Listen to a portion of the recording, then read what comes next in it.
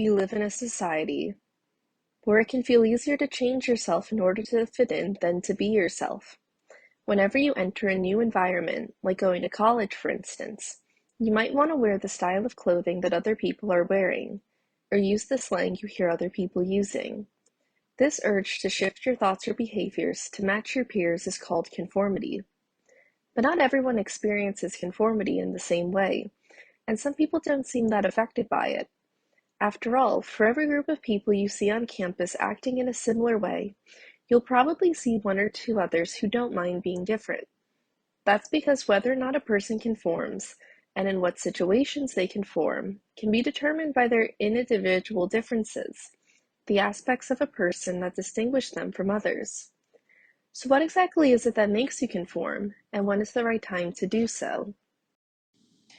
Imagine you're at the first party of the semester, and you notice some people around you drinking. If you're a person who's prone to conformity, you might be more willing to drink even if you've never been to a party before, or you told yourself you wouldn't drink. Why is that? Well, one reason comes from your personality. Personality as a whole is made up of many different traits, but the one that's important here is agreeableness. That's the trait that makes you want to fit in and act in a warm and friendly manner, especially around friends or peers. When it comes to drinking behaviors in college students, high levels of agreeableness tend to make people want to fit in with the people around them. In some cases, that means drinking. You might conform to what everyone else is doing so that you feel like you belong. Another reason you might drink, even if you don't really want to, could be because you have an external locus of control. While this might sound like a rare type of insect, an external locus means that you feel like forces outside of your control determine your behavior. So conformity may feel like the only way to behave when you believe that you have no control over what you do. At a party, you might feel forced to drink because everyone else is, and you might feel like it isn't your choice whether you drink or not. As a result, you might start drinking as well. Finally, your levels of social anxiety and self-esteem can affect whether or not you start drinking. Social anxiety relates to feelings of nervousness and, you guessed it, anxiety when in social situations. And self-esteem is one's confidence in their own abilities and their evaluation of themselves as a person. While the two may seem very different, both can have a similar impact on whether or not a person will or will not conform. Part of social anxiety is fear of judgment, which can make you want to change your behavior so that people won't look down on you. It's a similar case for self-esteem. If you base your self-esteem on others' approval, you might try and save your social status so that others like you more. If you have high social anxiety or low self-esteem, you might feel like the other partygoers may think you're uncool if you don't drink. So, in order not to be judged, you start drinking.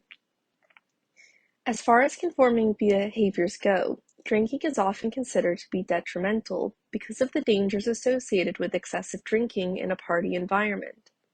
However, not all conforming behaviors have to come with such potentially high risks to be considered harmful. So, imagine that you're at the same party, and let's say you start talking to someone. The conversation is going well until the person starts bringing up flat Earth conspiracy theories. Now, you may assume that you would never agree with them, no matter how long you listen out of politeness.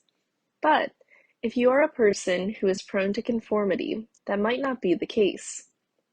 In fact, even if you aren't a person who normally subscribes to conspiracy theories, you may find yourself agreeing with what that person says, regardless of how convincing you find the person at first.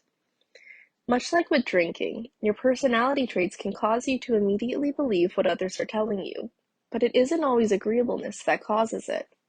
Instead, in this case, it is conscientiousness, the part of personality that makes a person diligent, organized, and more likely to follow rules and social conventions.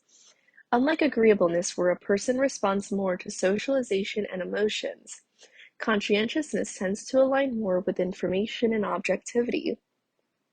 So, people with high levels of conscientiousness are more likely to recount the information that a person tells them, even if that information is false. This goes beyond a person simply listening to false information and telling it to others, however. A person with high conscientiousness may actually begin to believe the false information, even if they went into a situation knowing it to be false. So at the party, if you have high conscientiousness, you might begin to believe the information that the flat earther tells you, regardless of how certain you may have been that the earth was round before going to the party. Additionally, if you have low self-esteem, others' beliefs may shape your own. With low self-esteem, you may not be totally aware of your own characteristics and base your identity on your social group. If most of the people you know appear to believe in flat earth conspiracy theories, you will be more likely to believe those theories yourself. So, if your friends at the party agree with a conspiracy theorist, whether by nodding along or verbally agreeing with the theorist, you may start to believe what the conspiracy theorist is saying. Even if you don't believe what the flat earther says, social anxiety may influence you to agree with them. Similar to drinking, this may come from a fear that, if you verbally disagree or imply disagreement, the people around you may begin to judge you. However, if you have high levels of social anxiety, conforming to a person's beliefs once can have long-lasting effects.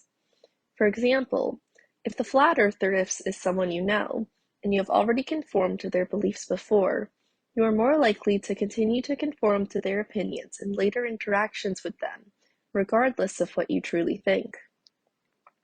So at the party, it doesn't necessarily have to be your first time interacting with the conspiracy theorist for you to conform to their beliefs. And sometimes, the more you have conformed to them before will increase the likelihood of you conforming to these particular beliefs of theirs. With both of these situations in mind, you might be imagining that conformity is only like succumbing to peer pressure, where you feel compelled to engage in risky behaviors or beliefs even if you don't want to. However, as with most things, conformity is a nuanced concept that can cause as much good as it does harm, depending on the situation. To help balance things out, let's see how, in some ways, conformity can actually help you to fit in or have a more fulfilling life, especially at a college campus. When you're always trying to do a seemingly endless amount of work for class, you may start to forget doing basic self-care, like remembering to eat on time. Have you ever been with a group of people who eat lunch every day at noon? Maybe you, as someone who forgets to eat meals, now conforms to the group and starts eating every day. If you have either an internal or external locus of control, this is very likely. Now, let's look at the reverse. What would happen if your friends never eat lunch? Well, if you have an external locus, you probably won't eat lunch either. However, if you have an internal locus, or the belief that you have control over your actions, you are just as likely to eat lunch if you're hungry. An internal locus helps you only conform to others when what they are doing will benefit you, while an external locus makes you more likely to always conform. Let's keep looking at some healthy conformity behaviors. We know that having high agreeableness or high conscientiousness makes you more likely to conform. But what happens if you have high levels of both traits? Well, as you might expect, having high levels of both agreeableness and conscientiousness makes you more likely to conform than if you only have high levels of one of the traits. In the case of healthy actions, such as remembering to eat, having both high agreeableness and high conscientiousness makes you more likely to conform to others who are doing that behavior. So, if you enter the dining hall and notice the people you normally eat with having healthy food at a standard time, you will be more likely to eat healthy food too. This is due to both the social aspect of conformity driven by high agreeableness and the structural informational side of conformity driven by conscientiousness. Whenever you enter a new environment, such as going to college for the first time, it can be easy to feel the push and pull of peer pressure and the constant need to fit in and make a good impression on those around you. However, even though conformity doesn't necessarily have to be a bad thing or lead to negative behaviors, understanding how susceptible you are to conformity can help you understand your own behaviors. You can learn when you might be more likely to engage in dangerous behavior, and when you can take advantage of the positive aspects of conformity. If you don't want to drink or fall victim to false information such as conspiracy theories, and you know that you are susceptible to conformity, you can avoid situations where you may feel pressure to behave or think in ways that are undesirable to you. If you want to conform to a healthy lifestyle, you can put yourself in situations that will allow you to do so, such as spending time with people who exercise or eat healthy food. While you may not be able to change the aspects of yourself that make you more likely to conform, you can change the situations you put yourself into and make the most of your 4 years. After all, we do live in a society.